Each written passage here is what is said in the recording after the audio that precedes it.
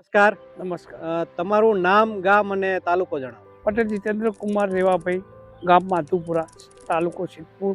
બરાબર.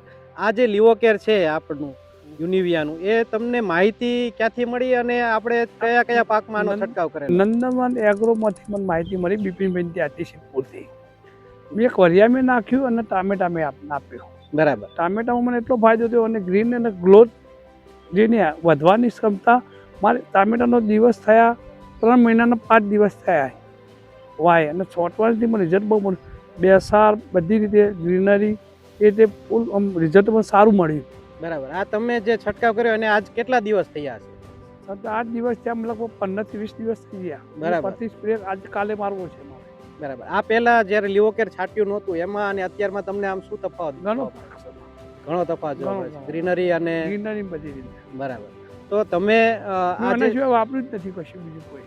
બરાબર. લીવોકેર સિવાય આપણે કોઈ બીજો નહીં વાપરી. બરાબર.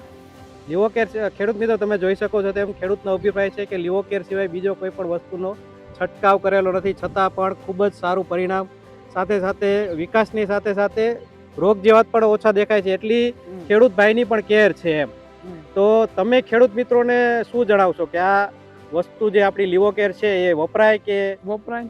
બરાબર. એને વરિયાળી વાપરી, વરિયાળી સારું મારું પ્રોડક્શન વધારે 25% તો હું ઉત્તર લઈ લીધો વરિયાળીમાં અત્યારે.